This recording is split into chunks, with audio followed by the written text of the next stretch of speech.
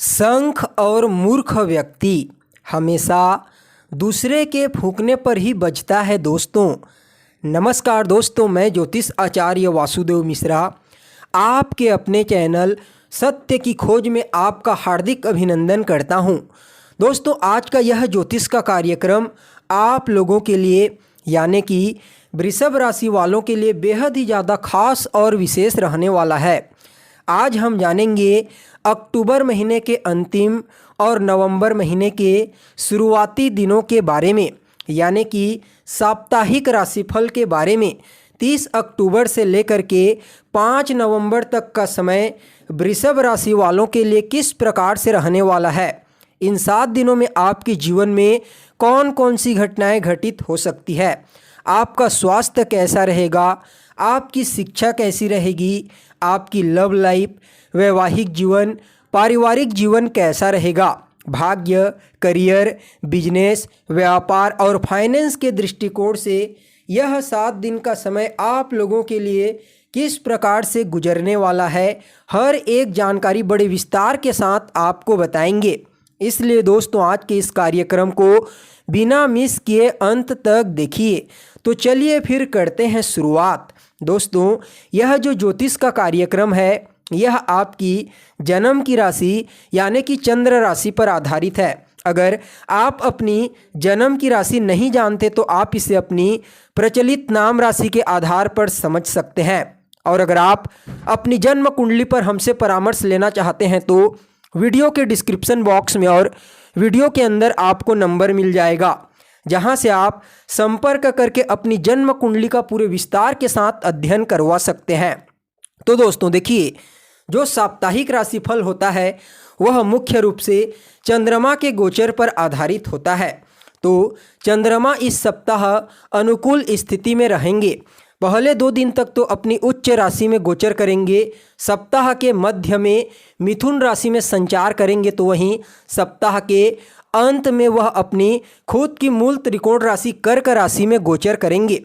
तो ऐसे में दोस्तों चंद्रमा की इस गोचर काल का विश्लेषण करके आप लोगों के लिए 7 बड़ी भविष्यवाणी तैयार की गई है, जिनमें पहली जो भविष्यवाणी है वह आपकी सेहत को लेकर के है।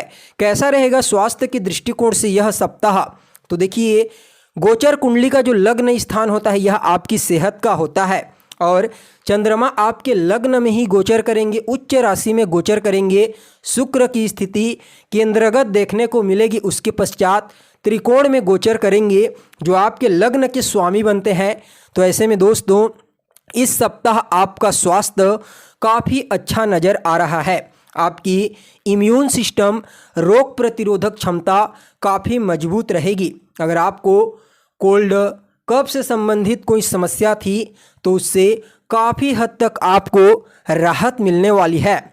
इसके अलावा दोस्तों कहीं ना कहीं मानसिक तनाव, टेंशन, चिंता यह भी आपके स्वास्थ्य में कमजोरी का कारण बन रहे थे, लेकिन चंद्रमा जो मन के कारक होते हैं आपके लग्न में ही यानी कि पहले भाव में उच्च राशि में गोचर करेंगे।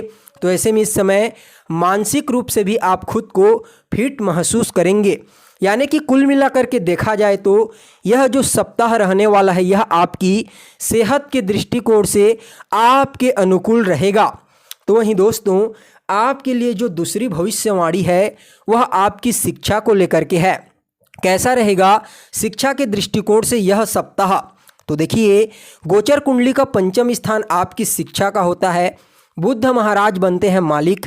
चंद्रमा की स्थिति 5म भाव से अच्छी रहने वाली है, यानी कि पहले तो त्रिकोण में गोचर करेंगे, उसके पश्चात केंद्रगत संबंध बनाएंगे। बुध महाराज इस समय कुंडली के 6ठे भाव में गोचर कर रहे हैं, मित्र की राशि में गोचर कर रहे हैं।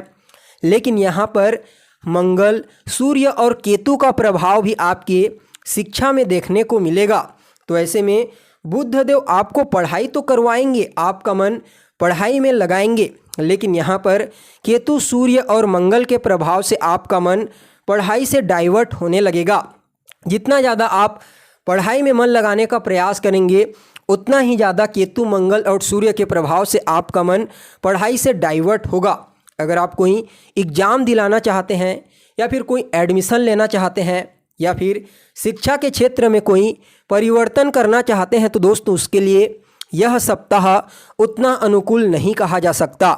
इस समय आपको हार्ड वर्क करने की सलाह दी जाती है, तभी जाकर के कुछ न कुछ सकारात्मक परिणाम आपको प्राप्त होगा, लेकिन पूरा सकारात्मक नहीं, क्योंकि यहाँ पर बुध देव केतु से पीड़ित हो रहे हैं, मंगल से पीड़ित हो रहे हैं और इसके ऊपर छठे भाव में गोचर कर रहे हैं, जो कुंडली का बहुत ही खराब स्थान कहा जाता है।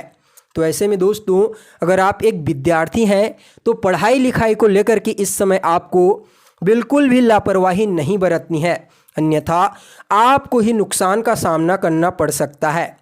तो वहीं दोस्तों आपके लिए जो तीसरी भविष्यवाणी है वह आपकी लव लाइफ को लेकर के है। कैसा रहेगा प्रेम जीवन के दृष्टिकोण से यह सप्ताह? तो देखिए पंचम स्थान ही होता है आपकी लव लाइफ का, और जैसा कि अभी आपको बताया गया है बुध देव की पोजीशन पूरे सप्ताह उतनी अनुकूल नहीं रहने वाली है, लेकिन यहाँ पर चंद्रमा की स्थिति पंचम भाव से बढ़िया रहने वाली है पूरे सप्ताह। तो ऐसे में अगर आप किसी के साथ रिलेशनशिप में हैं तो दोस्तों वाद विवाद वैचारिक मतभेद यहाँ पर केतु और मंगल के प्रभाव से हो सकता है, लेकिन बुध महाराज और चंद्रमा फिर से आपके रिलेशनशिप में सामंजस्य स्थापित करने का प्रयास करेंगे, यानी कि 50% आपके लिए नेगेटिव रहेगा तो 50% पॉजिटिव रहने वाला है लव लाइफ के दृष्टिकोण से यह सप्ताह। इसलिए दोस्तों अगर आप किसी के साथ रिलेशनशिप में हैं तो इस समय आपको थोड़ा सा अपनी वाणी पर, अपने अहंकार पर और अपने क्रोध पर नियंत्रण रखने की आवश्यकता है, बाकी कोई बड़ी समस्या नहीं होगी। तो वहीं दोस्तों आपके लिए अगली जो चौथी भविष्यवाणी है वह आपके वैवाहिक जीवन को लेकर के है, मैरिड लाइफ को लेकर के। कैसा रहेगा यह सप्ताह आपके वैवाहिक जीवन के दृष्टिकोण से? तो देखिए गोचर कुंडली का 7th हाउस होता है आपकी मैरिड लाइफ का, और 7th हाउस के जो लॉर्ड होते हैं वह मंगल महाराज बनते हैं। पूरे सप्ताह भर मंगल की पोजीशन कुंडली के छठे भाव में देखने को मिलेगी, जो खराब स्थान होता है। ऊपर से केतु के साथ यहाँ पर मंगल अंगारक योग का निर्माण करेंगे। तो ऐसे में दोस्तों आपके मैरिड लाइफ में, वैवाहिक जीवन में कुछ न कुछ वैचारिक मतभेद, वाद विवाद, लड़ाई झगड़ा होने की प्रबल संभावना नज़र आ रही है। इसलिए दोस्तों इस समय आपको अपने मैरिड लाइफ को लेकर के थोड़ा सतर्क रहने की आवश्यकता है। पार्टनर के साथ बातचीत करते समय, चाहे आप फीमेल हो या फिर मेल हो, अपनी वाणी पर, अपने क्रोध पर थोड़ा सा नियंत्रण रखने की आवश्यकता है।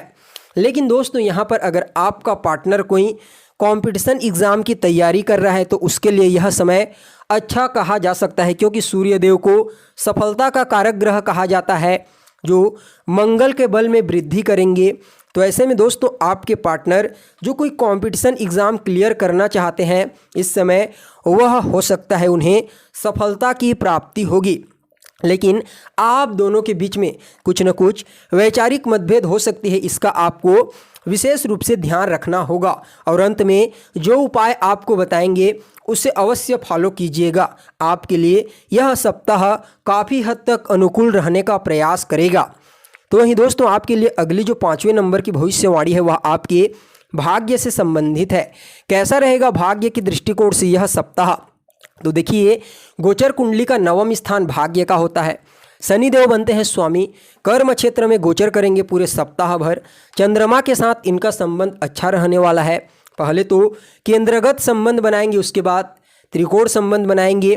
तो ऐसे में दोस्तों भाग्य का साथ इस सप्ताह आपको अवश्य मिलेगा।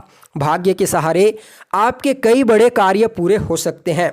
इसके साथ इस समय धर्म के क्षेत्र में आपकी रुचि बढ़ेगी। परिवार के लोगों के साथ किसी धार्मिक यात्रा का प्लान आप बना सकते हैं। दोस्तों का, उच्च अधिकारियों का, अपने सीनियर का सपोर्ट आपको इस समय मिलने वाला है। इसके अलावा किसी गुरु का सानिध्य आपको इस सप्ताह प्राप्त हो सकता है, यानी कि भाग्य के दृष्टिकोण से भी यह सप्ताह आपके अनुकूल रहने वाला है। तो वहीं दोस्तों आपके लिए जो अगली 6ठे नंबर की भविष्यवाणी है वह आपके करियर को लेकर के है। कैसा रहेगा करियर के दृष्टिकोण से यह सप्ताह? तो देखिए शनिदेव बनते हैं आपके करियर के मालिक और शनिदेव की प्लेसमेंट पूरे सप्ताह अच्छी रहने वाली है। चंद्रमा के साथ इनका संबंध बढ़िया है, तो ऐसे में कार्य क्षेत्र के दृष्टिकोण से भी यह जो सप्ताह रहने वाला है आपके अनुकूल रहेगा। आप कुछ भी कार्य करते हैं उस कार्य क्षेत्र में आपको इस समय विशेष लाभ की प्राप्ति होगी, सफलता की प्राप्ति होगी। यानी कि करियर को लेकर के कोई बाधा नहीं है, कोई समस्या नहीं है इस सप्ताह। तो वहीं आपके लिए जो अंतिम और 7वें नंबर की भविष्यवाणी है वह आपके बिजनेस व्यापार को लेकर के है। कैसा रहेगा बिजनेस व्यापार के दृष्टिकोण से यह सप्ताह? तो देखिए 7th हाउस होता है गोचर कुंडली का आपके बिजनेस व्यापार का, और मंगल बनते हैं अधिपति, और मंगल की स्थिति खराब रहने वाली है पूरे सप्ताह भर। चंद्रमा के साथ भी षडाष्टक योग का निर्माण करेंगे शुरुआती 2-3 दिनों में, उसके पश्चात इनका संबंध चंद्रमा के साथ बढ़िया रहेगा। इसलिए दोस्तों बिजनेस व्यापार में शुरुआती दिनों में तो थोड़ा आपको एफर्ट करना पड़ सकता है, ज़्यादा मेहनत करना पड़ सकता है, उसके अनुरूप परिणाम नहीं मिलेगा, लेकिन मध्य में कुछ न कुछ सकारात्मक परिणाम आपको अवश्य प्राप्त होगा। उसके पश्चात सप्ताह के अंत में चंद्रमा और मंगल एक दूसरे से तीसरे एकादश का संबंध बनाएंगे जो आपके लिए अनुकूल रहेगा। यानी कि बिजनेस व्यापार के दृष्टिकोण से शुरुआती का दिन अच्छा नहीं है, मध्य और अंत का दिन मेहनत करते हैं, एफर्ट करते हैं तो कुछ न कुछ सकारात्मक परिणाम आपको अवश्य प्रदान करेंगे। यानी कि कुल मिलाकर के देखा जाए तो 50 से 60% आपके लिए यह सप्ताह बिजनेस के दृष्टिकोण से पॉजिटिव रहेगा। तो दोस्तों यह तो हो गई चंद्रमा के गोचर के आधार पर पूरे सप्ताह का साप्ताहिक राशिफल। इस सप्ताह को बेहतर बनाने के लिए रोजाना 11 बार ओम कालिकाय नमः इस मंत्र का जाप कीजिए, आपके लिए यह सप्ताह अनुकूल रहेगा। तो दोस्तों कैसी लगी आपको जानकारी कमेंट कीजिए, लाइक कीजिए और बने रहिएगा हमारे साथ। फिर मिलते हैं एक नए और ताज़ा एपिसोड में, तब तक के लिए नमस्कार।